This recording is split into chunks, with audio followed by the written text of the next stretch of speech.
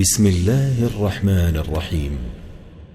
الحمد لله الذي أنزل على عبده الكتاب ولم يجعل له عوجا قيما لينذر بأسا شديدا من لدنه ويبشر المؤمنين الذين يعملون الصالحات أن لهم أجرا حسنا ماكثين فيه أبدا وينذر الذين قالوا اتخذ الله ولدا ما لهم به من علم ولا لآبائهم كبرت كلمة تخرج من أفواههم إن يقولون إلا كذبا فلعلك باخع نفسك على آثارهم إن لم يؤمنوا بهذا الحديث أسفا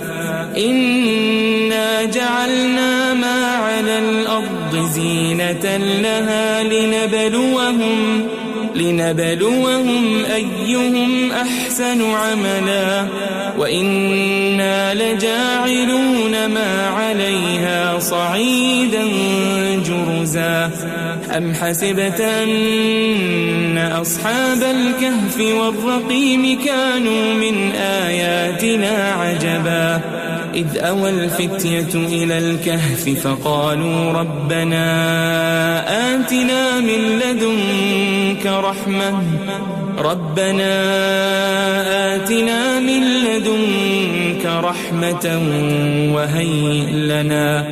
وهيئ لنا من أمرنا رشدا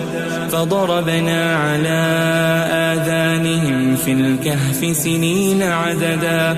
ثم بعثناهم لنعلم أي الحزبين أحصى لما لبثوا أمدا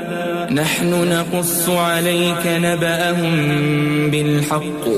إنهم فتية آمنوا بربهم وزدناهم هدى وربطنا على قلوبهم إذ قاموا فقالوا ربنا رب السماوات والأرض لن ندعو من دونه إلها لقد قلنا إذا شططا هؤلاء قوم اتخذوا من دونه آلهة لولا يأتون عليهم بسلطان بين فمن أظلم ممن افترى على الله كذبا وإذ اعتزلتموهم وما يعبدون إلا الله فأووا إلى الكهف ينشر لكم ربكم من رحمته ويهيئ لكم من أمركم مرفقا وترى الشمس إذا طلعت تزاور عن كهفهم ذات اليمين وإذا غربت تقرضهم ذات الشمال وهم في فجوة منه ذلك من آيات الله من يهد الله فهو المهتد ومن يضلل فلن تجد له وليا مرشدا وتحسبهم أيقاظا وهم رقود ونقلبهم ذات اليمين وذات الشمال وكلبهم باسط ذراعيه بالوصيد لو اطلعت عليهم لوليت منهم فرارا ولملئت منهم رعبا وكذلك بعثناهم ليتساءلوا بينهم قال قائل منهم كم لبثتم قالوا لبثنا يوما أو بعض يوم قالوا ربكم أعلم بما لبثتم فابعثوا أحدكم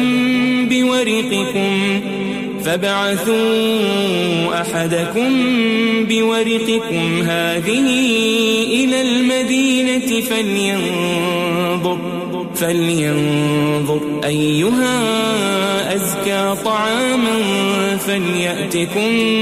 برزق منه وليتلطف ولا يشعرن بكم أحدا إنهم إن يظهروا عليكم يرجموكم أو يعيدوكم في ملتهم ولن تفلحوا إذن أبدا وكذلك أعثرنا عليهم ليعلموا أن وعد الله حق وأن الساعة لا ريب فيها إذ يتنازعون بينهم أمرهم فقالوا ابنوا عليهم بنيانا ربهم أعلم بهم قال الذين غلبوا على أمرهم لنتخذن عليهم مسجدا سيقولون 3 رابعهم كلبهم ويقولون 5 سادسهم كلبهم رجما بالغيب ويقولون 7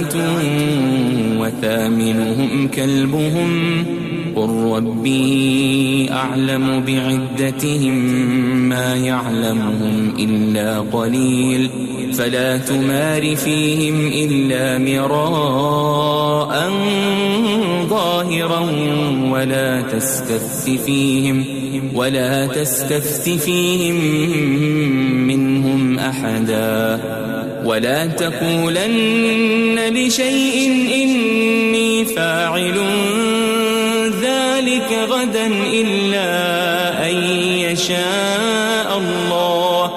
واذكر ربك إذا نسيت وقل عسى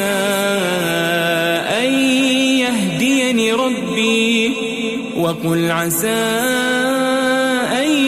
يهديني ربي لأقرب من هذا رشدا ولبثوا في كهفهم 300 سنين وازدادوا 9 قل الله أعلم بما لبثوا له غيب السماوات والأرض أبصر به وأسمع ما لهم من دونه من ولي ولا يشرك في حكمه أحدا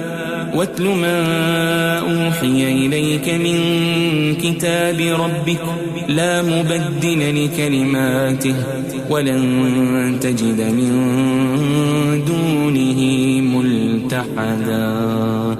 واصبر نفسك مع الذين يدعون ربهم بالغداة والعشي يريدون وجهه ولا تعد عيناك عنهم تريد زينة الحياة الدنيا ولا تطع من أغفلنا قلبه عن ذكرنا واتبع هواه وكان أمره فرطا وقل الحق من ربكم فمن شاء فليؤمن ومن شاء فليكفر إنا أعتدنا للظالمين نارا أحاط بهم سرادقها وإن يستغيثوا يغاثوا بماء كالمهل يشوي الوجوه بئس الشراب وساءت مرتفقا إن الذين آمنوا وعملوا الصالحات إنا لا نضيع أجر من أحسن عملا أولئك لهم جنات جنات عدن تجري من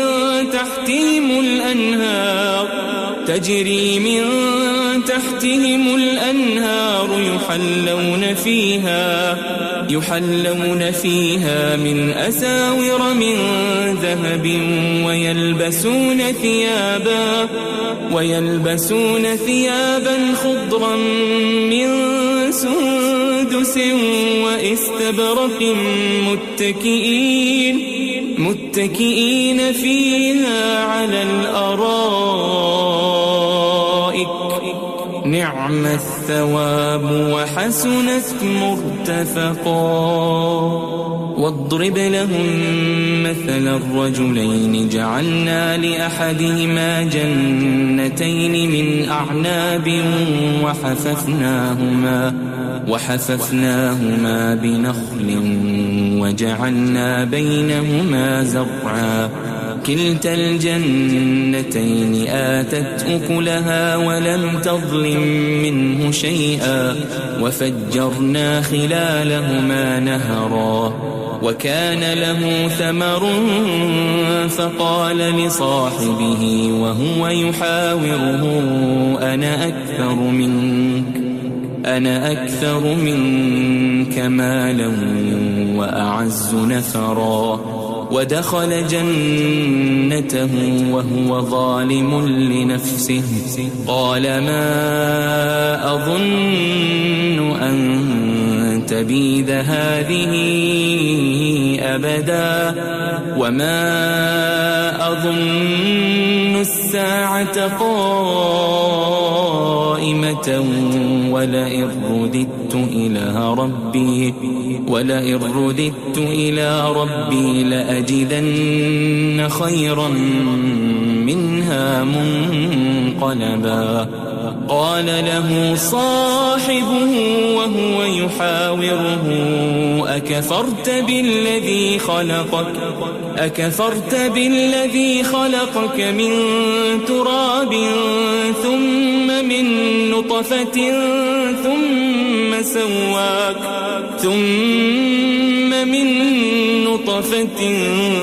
ثم سواك رجلا لكن هو الله ربي ولا أشرك بربي أحدا. ولولا إذ دخلت جنتك قلت ما شاء الله لا قوة إلا بالله إن ترني أنا أقل منك مالا وولدا فعسى ربي أن يؤتيني خيرا من جنتك ويرسل عليها حسبانا من السماء فتصبح صعيدا زلقا أو يصبح ماؤها غورا فلن تستطيع له طلبا. وأحيط بثمره فأصبح يقلب كفيه على ما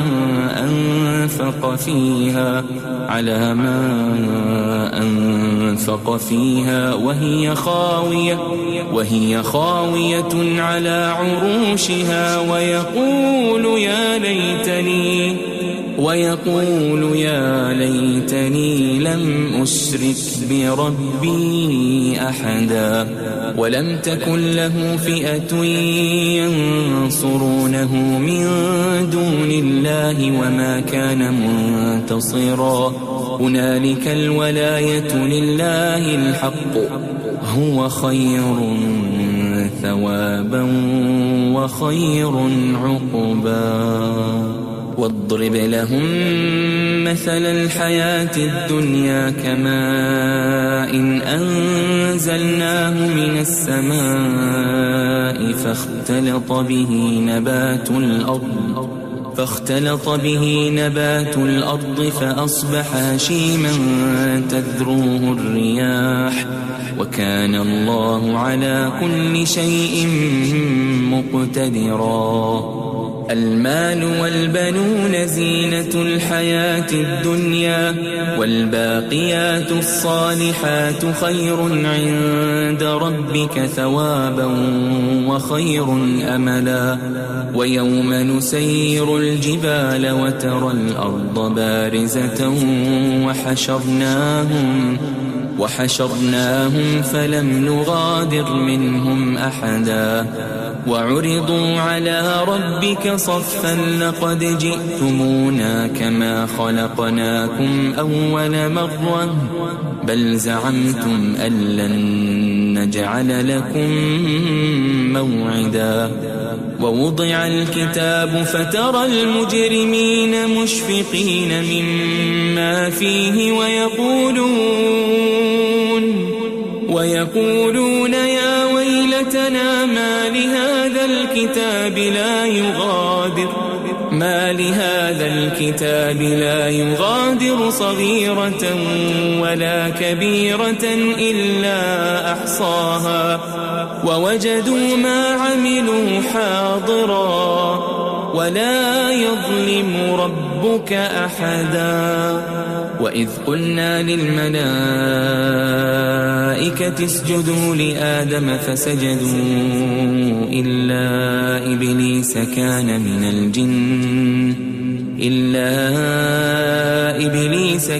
من الجن ففسق عن أمر ربه أفتتخذونه وذريته أولياء من دوني وهم لكم عدو بئس للظالمين بدلا ما أشهدتهم خلق السماوات والأرض ولا خلق أنفسهم وما كنت متخذ المضلين عضدا ويوم يقول نادوا شركائي الذين زعمتم فدعوهم فلم يستجيبوا لهم وجعلنا بينهم موبقا ورأى المجرمون النار فظنوا أنهم مواقعوها ولم يجدوا عنها مصرفا ولقد صرفنا في هذا القرآن للناس من كل مثل وكان الإنسان أكثر شيء جدلا وما منع الناس أن يؤمنوا إذ جاءهم الهدى ويستغفروا ربهم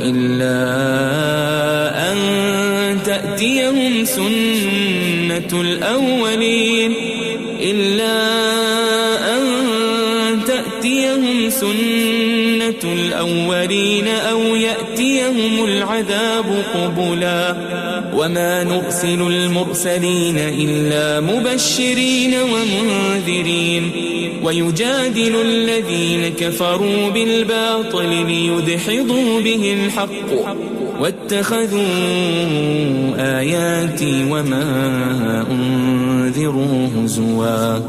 ومن أظلم ممن ذكر بآيات ربه فأعرض عنها ونسي ما قدمت يداه إنا جعلنا على قلوبهم أكنة أن يفقهوا وفي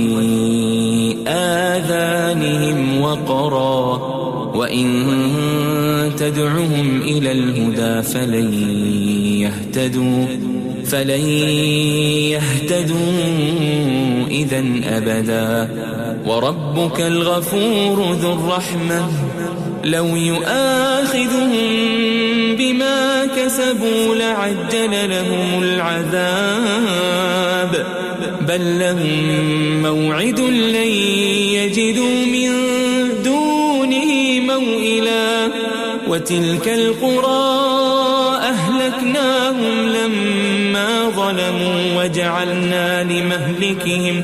وجعلنا لمهلكهم موعدا. وإذ قال موسى لفتاه لا أبرح حتى أبلغ مجمع البحرين أو أمضي حقبا. فلما بلغا مجمع بينهما نسيا حوتهما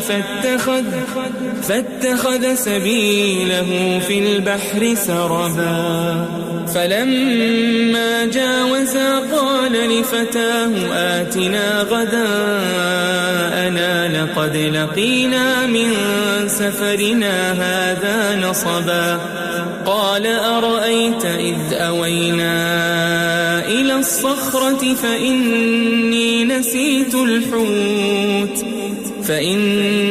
نسيت الحوت وما أنسانيه إلا الشيطان أن أذكره واتخذ سبيله في البحر عجبا. قال ذلك ما كنا نبغي فارتدا على آثارهما قصصا.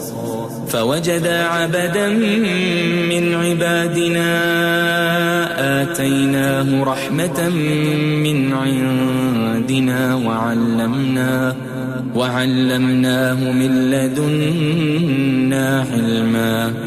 قال له موسى هل أتبعك على أن تعلمني مما علمت رشدا. قال إنك لن تستطيع معي صبرا وكيف تصبر على ما لم تحط به خبرا. قال ستجدني إن شاء الله صابرا ولا أعصي لك أمرا. قال فإن اتبعتني فلا تسألني عن شيء حتى أحدث لك منه ذكرا. فانطلقا حتى إذا ركبا في السفينة خرقها قال أخرقتها لتغرق أهلها لقد جئت شيئا إمرا. قال ألم أقل إنك لن تستطيع معي صبرا. قال لا تؤاخذني بما نسيت ولا ترهقني من أمري عسرا. فانطلقا حتى إذا لقيا غلاما فقتله قال أقتلت نفسا زكية بغير نفس لقد جئت شيئا نكرا. قال ألم أقل لك إنك لن تستطيع معي صبرا. قال إن سألتك عن شيء بعدها فلا تصاحبني قد بلغت من لدني عذرا. فانطلقا حتى إذا أتيا أهل قرية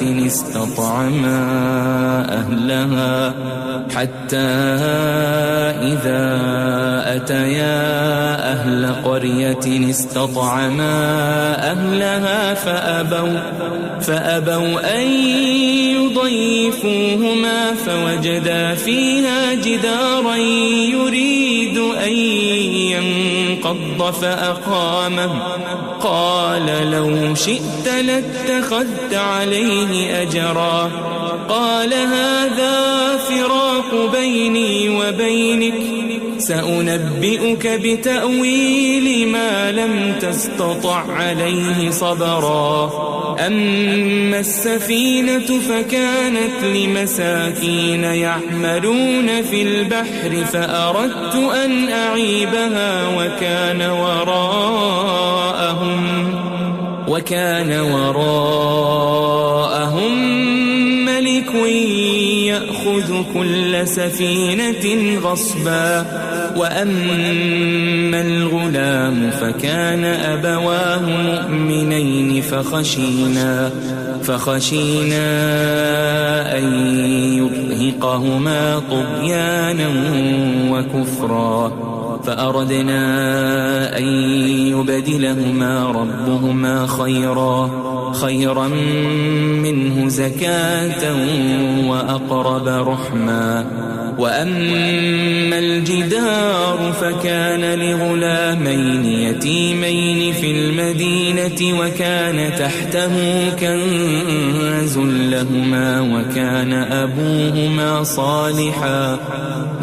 أبوهما صالحا فأراد ربك أن يبلغا أشدهما ويستخرجا كنزهما رحمة من ربك وما فعلته عن أمري ذلك تأويل ما لم تسطع عليه صبرا. ويسألونك عن ذي القرنين قل سأتلو عليكم منه ذكرا. إنا مكنا له في الأرض وآتيناه من كل شيء سببا فأتبع سببا حتى إذا بلغ مغرب الشمس وجدها تغرب في عين حمئة ووجد عندها قوما قلنا يا ذا القرنين إما أن تعذب وإما أن تتخذ فيهم حسنا. قال أما من ظلم فسوف نعذبه ثم يرد إلى ربه فيعذبه عذابا نكرا. وأما من آمن وعمل صالحا فله جزاء الحسنى وسنقول له من أمرنا يسرا. ثم أتبع سببا حتى إذا بلغ مطلع الشمس وجدها تطلع على قوم لم نجعل لهم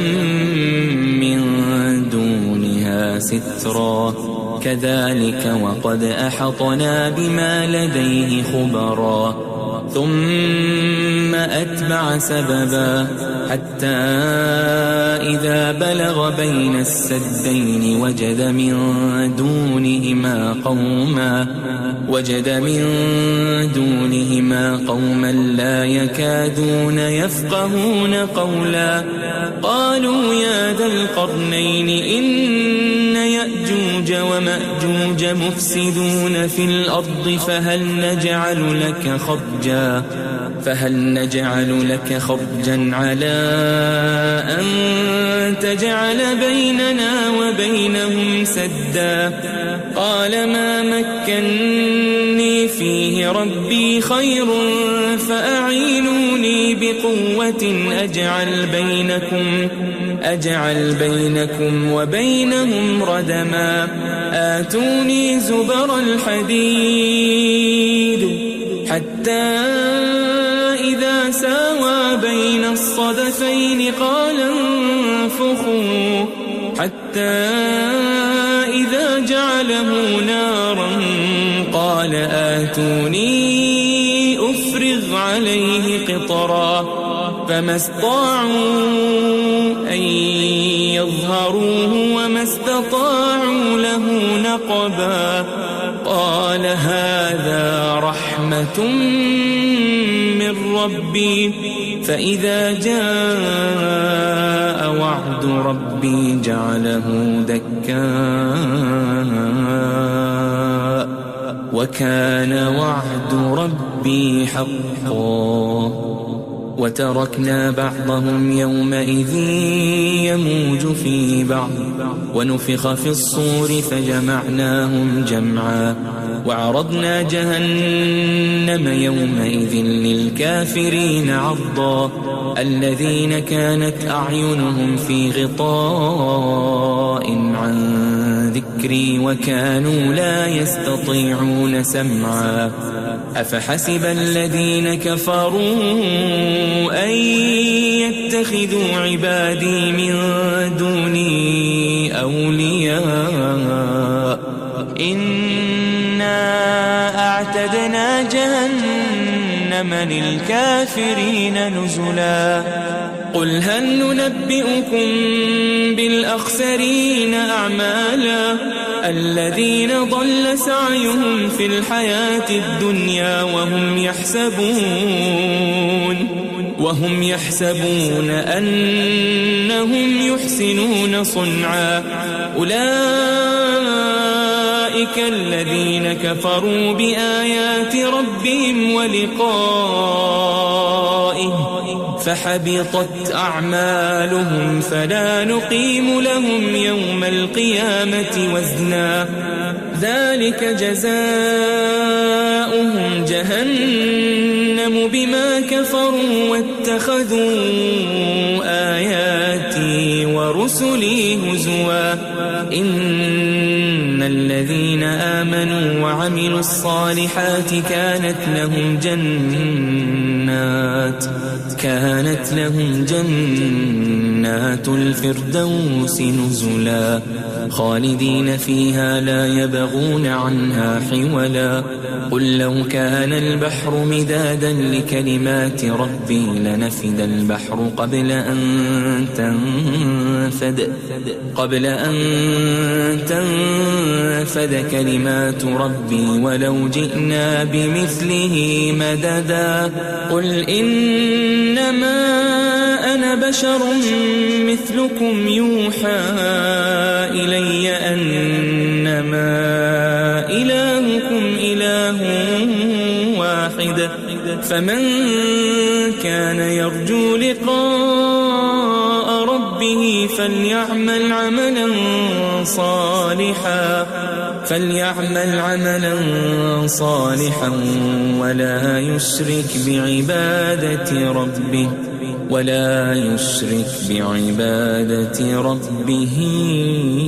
أحدا.